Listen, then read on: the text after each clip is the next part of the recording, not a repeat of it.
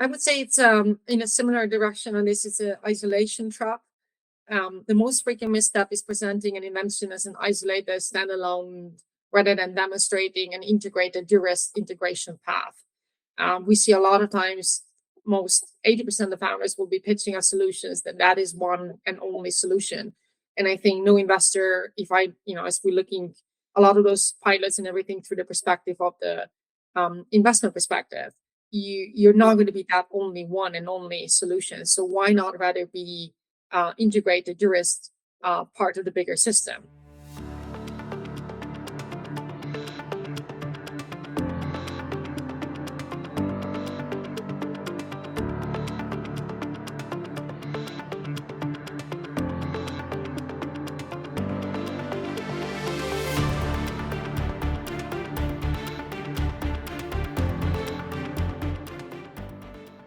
Hello, everyone.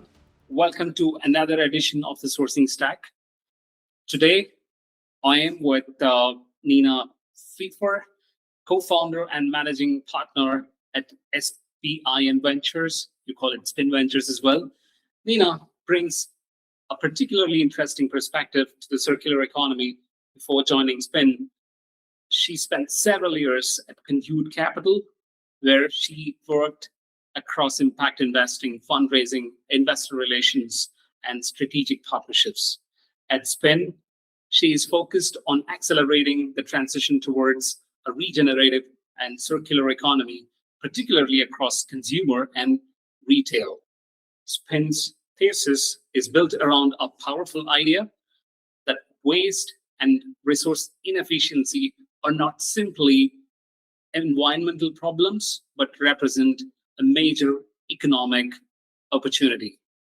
Nina recently described the current moment as a major industrial and capital reallocation cycle around bio-based, circular, and regenerative systems, with regulation, procurement, and supply chain resilience increasingly converging around greater efficiency and lower resource dependency.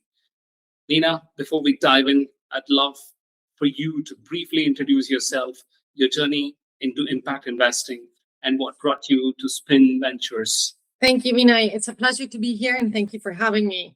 Thanks for the kind introduction. To give it simply, my background is quite diverse. I started my first 10 years in international organizations, where my plan was to change the world. The only realization was that the money talks, and it was much better to actually change on the investment side and define how we're spending that capital and hopefully leading the change. So I spent a good chunk of my career, almost 10 years, in renewable energy and infrastructure development, which was a very nice introduction to institutional capital that you spoke about it. And also how that kind of led in 2015, 2016, where the impact investing started really kind of popping up. First, more as a patient capital, and eventually now became almost a mainstream sector investment. For me, it really was a passion where I'm trying to see the contribution to this world through the lens of positive impact, and doing this through various renewable energy infrastructure projects at that time. It was requiring to actually go in a more focused deployment, and honestly also leading role when it comes to impact investing. So I spent, like you already said, about 8-9 years building Conduit Capital, which is one of the leading impact platforms in the UK and also US. However, after COVID and maybe a few years after that, I found that impact investing also lost a little bit of its focus. Almost everyone who had 5 minutes, I would say, jokingly, started doing impact investments. Renewable energy funds turned into being climate funds. So for me, it really was looking for the meaning where I left from the Conduit Capital, where we had various interesting, very niche impact products, into Spin Capital today, which, like you said, focuses more on circular economy. Great. Now, quickly jumping into the questions that I've planned to ask you today. You've spent several years as as you said, like at Concute, building impact investments and working closely with institutional investors.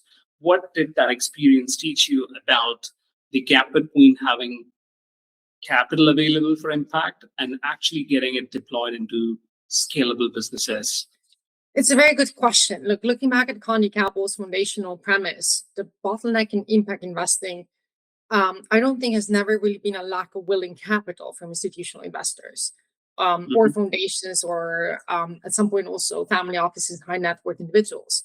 Rather, it stems from a structural friction where catalytic capital holds a proof of concept and commercial institutional capital waits downstream for fully de-risked predictable cash flows. So I call this missing middle, where we actually require a different capital stack in between. And that could mean that we're looking for blended finance platforms or where you have structured co-investment vehicles, anything that actively bridges the chasm between early stage innovation and institutional grade deployment.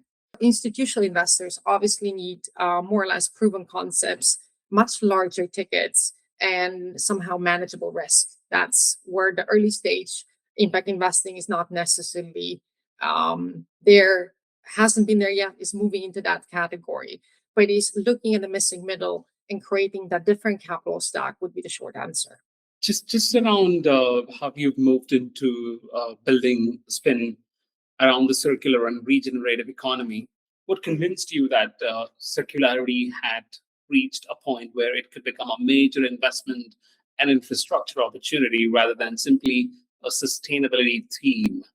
Yeah, maybe one thing first to kind of just to define is I would say the circular economy in our particular in spin focus is particularly on retail and fashion. Just to define what it means actually, circular economy, which is not the sustainability play only, where we say doing no harm versus doing good, but more it goes beyond more efficiency by actively working to resolve soil health, clean water systems, capture carbon, and protect biodiversity through the sourcing of bio-based and regenerative materials.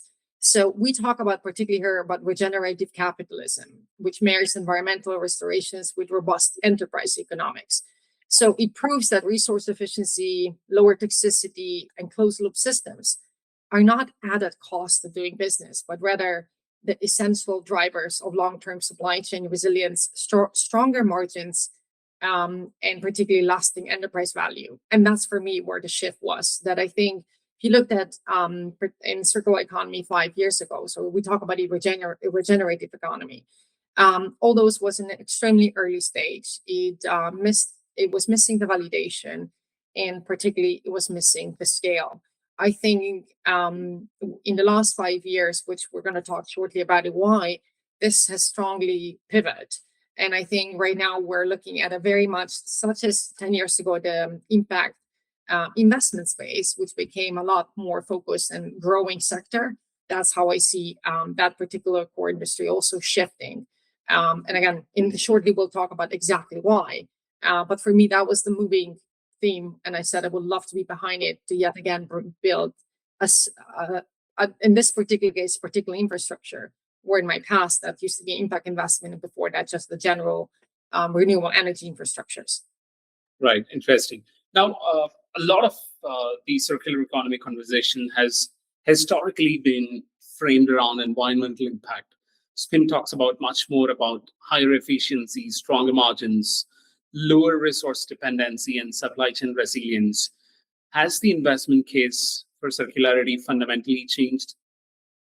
I think so, because I think we have a generational opportunity.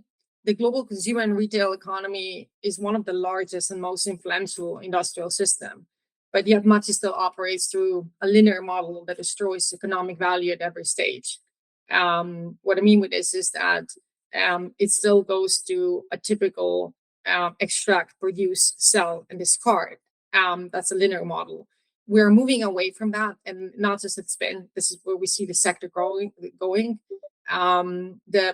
And we call it the problem is not the waste; it's blindness. The consumer retail system cannot see itself, and I think without data infrastructure, resources, markets and operations cannot be optimized, and capital cannot be allocated with confidence. So that's where we trying to come in collaboration with ecosystems. Spin is obviously not the only player in that, to improve the value leaks in this particular space. Great. Now, the House of Circularity brings together capital, startups, corporates, and investors with the idea that pilots can create blueprints that eventually reshape markets. What have you learned about what it actually takes to move from a successful pilot to repeatable commercial deployment? I would say all the ventures we invite, particularly in the House of Circularity, have the following characteristics. For example, they enable resources, market, operational efficiencies, and obviously, incremental revenues and lower environmental and toxicity risk performing. Then you also have, from a business model perspective, we maximize volume of pilots by removing setup costs and focus on certification. So what we're seeing particularly here is the greatest graveyard for let's say circular economy or even climate tech in this case is a pilot cliff, which is the danger zone where technology passes a lab test, executes a successful one-off pilot with a brand, but then it stalls because it cannot integrate in the standard commercial manufacturing workflow. So where we see the solution here is that we need to aggregate those technologies. We have to move past the requiring solving deep fragmentation supply side by actively aggregating technologies, because the ecosystem is split across hundreds of siloed players. Platforms must bring these innovations together into unified operational framework rather than forcing brands to deal with them one by one. And so for us, the aggregation of technologies of those ventures and giving them opportunity to commercialize through aggregate the platform is our solution. Right now, we're seeing is the one by one they're trying to attack the system, but a lot of those are early stage ventures. They are not going to be able to supply the top brands with a one single solution, right? You always need, on the brand side, you also need a long-term offtake agreements when they can guarantee you the resources, for example. And that's where I think we are seeing the biggest chance. The reason we're focusing the House of Circularity as one of, let's say, secret sauce is that I think giving the pilots a chance to actually commercialize themselves through various brands rather than just one off is what proves that technologies can work. And that's what we kind of silo them and test them before we'll put them onto investment grade platform. Right. I mean, so it's just not about proving that the solution works. It's about proving that it can work efficiently, generate meaningful revenue, and scale with volume. Interesting perspective. Now, moving on to the next segment, what Spin Ventures is looking for. Let's make this practical. If I am a founder building in circular materials, reverse logistics, resource recovery, or regenerative systems today, what would make you lean in before there is significant revenue or market evidence?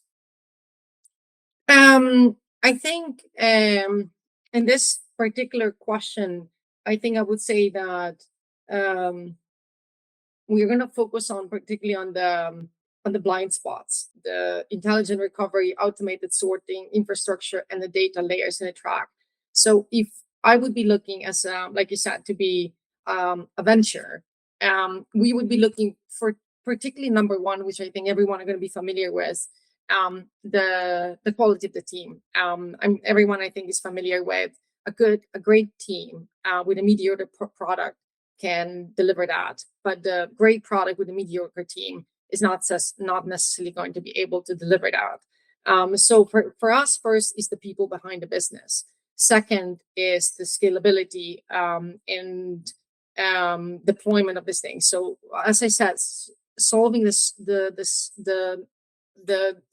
say the one single problem might be great if we put this together into collaborated stack of other technologies. So we're looking at this from a multiple perspective, trying to see is on the team quality, on the technology, of the capital required, but particularly of this is the amount of, is the degree of solutions that is bringing to the market. So we're always talking about this closed loop blueprints, right? So you're never going to find one single technology that solves everything. You're never going to find one single team that solves this. So we're always looking at those teams or ventures to how does this fit in the one closed loop or the circle that we are trying to kind of build. providing the solutions across the board. That is from supply chain to color chemistry finishing to repair and product life extension sorting. I mean, we have about 12 um, layers in here that we're talking about this kind of thing. So where does it all fit? So that's where I would say how we're looking at the early stage ventures. Right, that's very interesting because at the early stage, the obvious metrics may not tell you the full story. You're looking more closely at the things that are easy to miss, the quality of the team, and whether the underlying business can really scale. Um, Interesting. Let's dig a little deeper into what those signals look like for you. In early stage circular businesses, how do you distinguish between a technology that is genuinely breakthrough but still too early for the market and one where the underlying economics simply won't work? I mean, this is one of the things we maybe spend the most time on it. And to kind of say, for example, I mean, we already defined a circularity, which we're really trying. It's been to remove ourselves from any ESG social interpretation. So if we look at your question, it gets down to infrastructure, if you may me. So for example, let's take a reverse vending and logistics solutions are innovation that are solving a commercial problem in a fast growing market. But some technologies might be early for the market. So that's the part we're doing. On the other technologies, such as I don't think you will be familiar with mycelium or, for example, kombucha that we all drink. They're just not investable as the infrastructure investments. To adopt them would not yield the required returns in time. They're not necessarily solving the problem. So we're trying to really go from where is this problem and what exactly is the solution. Hence, we're spending enormous amount of time on creating those blueprints and data because we think it's not where we think this, let's say, deal sounds sexy or this can really, oh yeah, we believe this can be actually, let's say, potential Amazon supplier or things like that. It really goes through the rigorous due diligence. And we're let's say, particularly at the House of Circularity, we analyze about 3,000 opportunities. We take about 1,000 vetted for pre-IC scoring, and then we put them through the pilots, and you see how the company goes under the pressure. Founders and technology assessed socially and operationally beyond credentials. And then that's where it kind of becomes, if it passes that stage, it becomes invested. So we're trying to take them through different blueprints. Like I said, does it fit and solve the big blueprint or the big spin, as we call it, the wheel? And then the pilots show can the company and the team, particularly as we already mentioned, can execute and perform. And if it passes all this test, then the highest risk in early stage investments lies in the founding team. The pilot is where that risk is priced, according to our opinion. Right. You've described the next generation of category leaders as companies building around closed loop supply chains, regenerative materials, intelligent recovery, and circular platform economics. Now, which of these areas do you think investors are really underestimating? I think here, I would say particularly is the data and recovery blind spot. Everyone, for example, goes for as we call, for the upstream.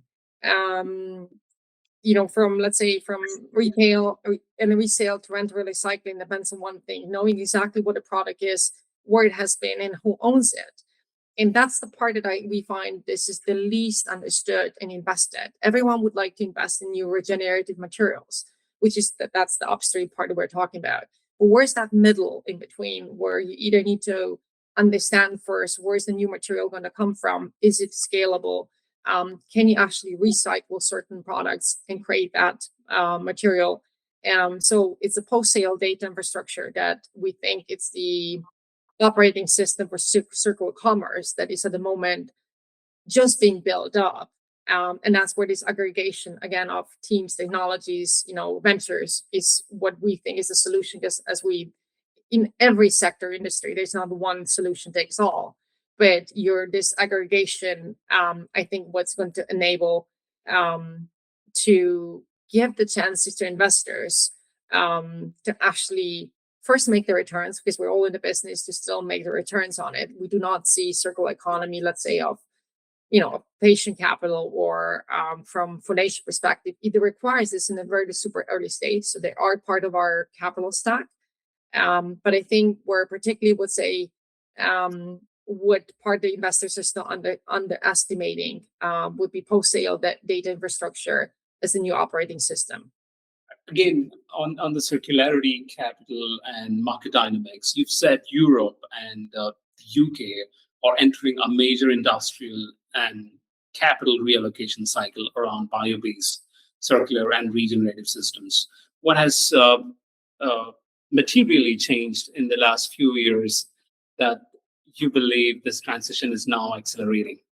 Very good question. I think, listen, here we're talking from aspiration to industrial necessity. So number one thing what happened is regulation is creating urgency. The EU aims to lead the global circular economy by 2030, the Circular Economy Act, the Eco Design for Sustainable Product Regulation, then the famous Digital Product Passport, or DPP in short, and the EU Strategy for Sustainable Circular Textiles. I mean, there's an enormous amount of new regulation coming on, particularly in the EU/UK level, which is obviously finally pushing the big brands to do this. Second is resource volatility is creating a need. Circularity is being connected to competitiveness, resilience, strategic autonomy, and reduced dependency on primary resources. Second is technologies are obviously creating possibility.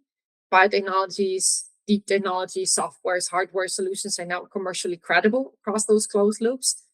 And not necessarily the last and the least, but let's say if we look at the last, will be corporate margin pressure is creating demand.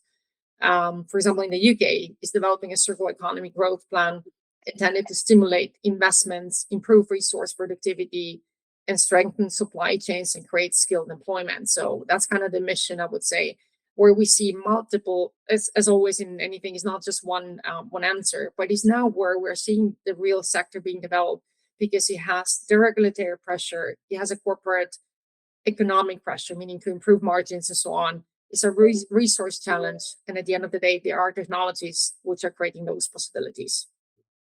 Right. Given your experience on both sides of the capital equation, what do founders building in the circular economy is still misunderstand about how investors evaluate these businesses? Very good question. Like here we see, I would say, pitches versus procurement reality, which means founders frequently pitch a competing environmental narrative or a standalone green product feature, completely missing the fact that institutional and venture investors evaluate structural survivability. So it's not so much how much environment I want to change. I want to understand how much I'm actually solving the problem.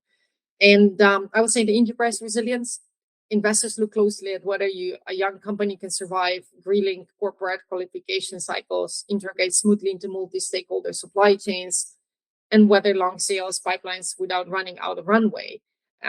So I still find sometimes a little bit, again, like we said in between, it does depend on the great team versus someone who does maybe entrepreneur who is really passionate about their product, but it's missing a little bit the economic focus.